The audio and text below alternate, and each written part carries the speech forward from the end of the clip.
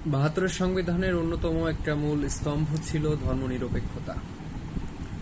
অর্থাৎ বাংলাদেশের প্রত্যেক ধর্মের মানুষ, প্রত্যেক মতের মানুষ তার নিজস্ব ধর্ম স্বাধীনভাবে এবং স্বতঃস্ফূর্তভাবে পালন করতে পারবে। এক ধর্মের মানুষ অন্য ধর্মের মানুষকে কোনোভাবে বাধা দিতে পারবে না এবং তাদের কর্মকাণ্ডে কোনোভাবে হস্তক্ষেপ করতে পারবে না, যে হস্তক্ষেপ তাদের জন্য হুমকি স্বরূপ হয় কিংবা খারাপের কারণ হয়। তো আমরা একটা বিষয় যে আমরা অনেকে দাবি করি, অর্থাৎ 90% মুসলিমের দেশ, সেই হিসাবে মুসলিমের আইন থাকা জরুরি এবং মুসলিম ধর্ম অনুযায়ী সবকিছু হবে, এটা জরুরি আমরা ভাবি এবং আমাদের সমাজটাও সেভাবে প্রতিষ্ঠিত করতে চায় এক শ্রেণীর মানুষ বর্তমানে। তো দেশের স্বাধীনতার যে সংবিধান, সেটা কিন্তু তার পক্ষে চায় না। অর্থাৎ সংবিধান বলে যার যার ধর্ম তার মতো করে সে পালন করবে। তো বাংলাদেশের পহেলা বৈশাখ নিয়ে এখনো পর্যন্ত যেসব বাগবিতণ্ডা, যেসব তর্ক বিতর্ক হচ্ছে, আমরা যদি পহেলা বৈশাখকে একটা ধর্ম হিসাবে দেখি কিংবা নির্দিষ্ট একটা জনগোষ্ঠীর মত হিসাবে দেখি, একটা কৃষ্টি হিসাবে দেখি, একটা কালচার হিসাবে দেখি, আপনার কিন্তু অধিকার নেই সেই কালচারকে নিষিদ্ধ করার, আপনার কিন্তু অধিকার নেই সেটাকে বাধা দেওয়ার, যতক্ষণ না পর্যন্ত এটা জনগণের কল্যাণের বিপক্ষে যাচ্ছে কিংবা দেশের জন্য হুমকি হয়ে দাঁড়াচ্ছে।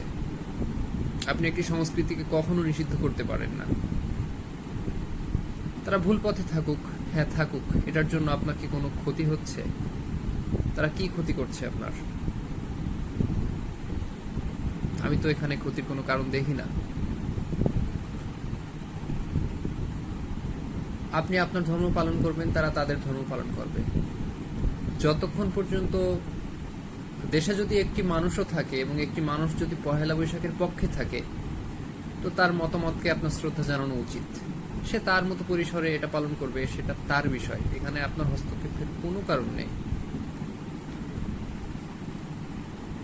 আপনার ধর্ম যদি আপনি যদি এতই ধর্ম সচেতন হন কিংবা আপনার যদি এটা নিয়ে এত মাথা ব্যথা থাকে, তো আপনার ধর্ম আপনি পালন করেন, আপনি আপনার মতো করে পালন করেন। অর্থাৎ আপনি যদি সংখ্যায় 2 জন হন, আপনি আপনার মতো করে 2 জনের মতো পালন করেন। আপনারটা শেখান অন্যকে, অর্থাৎ আপনার আচরণের মাধ্যমে শেখান। আপনি জোর করে কেন শেখাবেন? আপনাকে তো কেউ জোর করতে বলে নাই। অর্থাৎ এটা পালন করো, এটা শেখো, এটা তোমার জন্য ভালো, এতটাই করতে পারে নাই। আপনি বড় জোর আপনার ধর্মটা পালন করতে পারেন। কেউ যদি আকৃষ্ট হয় তখন আপনার দিকে ঝোঁকে, তো সে সেটা গ্রহণ করতে পারে। অর্থাৎ কারো যদি ভালো লাগা কাজ করে তখন সে সেটা গ্রহণ করতে পারে। কিন্তু আপনি একজনকে কখনোই বলতে পারেন না যে তুমি এটা করতে পারবে না, তুমি ওটা করতে পারবে না, আমরা যেটা বলবো সেটাই সঠিক। এটা তো স্বৈরাচারের নিয়মের মধ্যে পড়ে। অর্থাৎ আপনি স্বৈরাচারে পরিণত হচ্ছেন। আপনার নিজস্ব আইন কখনো অন্যের উপরে চাপানোর দায়ভার আপনাকে কেউ দেয়নি। রাষ্ট্র কর্তৃক একটা আইন বেঁধে দেওয়া আছে, রাষ্ট্র কর্তৃক একটা নিয়ম নীতি সবকিছুই আছে, সেটা রাষ্ট্র দেখবে। এখানে আপনার দেখার কোনো এখতিয়ার নেই। পয়লা বৈশাখে মঙ্গল শোভাযাত্রা নামে যে শোভাযাত্রাটা বের হয়, সেটা কি আপনার কোনো ক্ষতি করছে? সে তো মানুষ মারছে না, কিংবা দেশের অর্থনীতির ঘাটতি করছে না, কিংবা যে কোনো বিষয় হতে পারে যে আপনার ক্ষতির কারণ হয়ে দাঁড়াচ্ছে, আপনার জন্য বিশাল বড় ক্ষতি হয়ে যাচ্ছে, তেমন তো কিছু না। তারা জাস্ট একটা সংস্কৃতি পালন করছে। এখন আপনার যদি চোখে বাঁধে, আপনি যদি আপনার ধর্মকে এত শ্রদ্ধা করেন, তো আপনি আপনার ধর্ম মতে, আপনি আপনার ধর্ম অনুযায়ী আপনি সেটা ইগনোর করেন। এখানে তো কোনো বাধা দেওয়ার কোনো সিস্টেম নাই, বাধা দেওয়ার কোনো কারণ নাই। আপনি ইগনোর করতে পারেন, আপনি ইগনোর করেন, আপনি আপনার মতো করে পালন করেন। আপনি পহেলা বৈশাখে, জাল্লা তুমি আমাকে নতুন একটি দিন দিয়েছো এবং আমি সেই অনুযায়ী তোমার কাছে শুকরিয়া জ্ঞাপন করছি। যে হিন্দু ধর্মে সে তার মতো পালন করবে, যে খ্রিস্টান ধর্মে সে তার মতো পালন করবে, আর যে সংস্কৃতি ভালোবাসে, কৃষ্টি ভালোবাসে, সে তার মতো বুঝ নিয়ে সে পালন করবে। এখানে তো যদি সে আপনার কোনো ক্ষতি করে থাকে, সেই বিষয়টা আপনি দেখেন, এটা তো আপনার ক্ষতি না।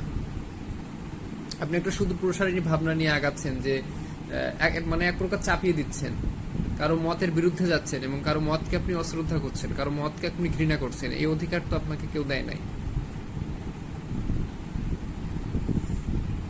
স্বাধীন বাংলাদেশে যদি আপনি মানুষের মতামতকে মূল্য দেন, তো আপনাকে সবাই সবার মতামতকে মূল্য দিতে হবে এবং সবাই সবার মতামতকে শ্রদ্ধা করতে হবে। শ্রদ্ধার বাইরে আসলে কিছু নাই। এখন কেউ যদি আপনার এটা দেখে আকৃষ্ট হয়, আপনার ধর্ম দেখে আকৃষ্ট হয়, কেউ যদি আপনার কৃষ্টি দেখে আকৃষ্ট হয়, আপনি তো তাকে আটকাতে পারেন না, আটকানোর কোনো কারণ নেই। যতক্ষণ না পর্যন্ত সে দেশের জন্য হুমকি হচ্ছে কিংবা দেশের ক্ষতি সাধন করছে, ততক্ষণ পর্যন্ত আপনি তাকে আটকাতে পারেন না। আর এটা দেশের হুমকি না। মানে আপনি যদি তার উপরে চাপিয়ে দিতে চান, এটা ভালো দেখায় না, এটা দেশের জন্য ভালো না, এটা কারোর জন্যই ভালো না।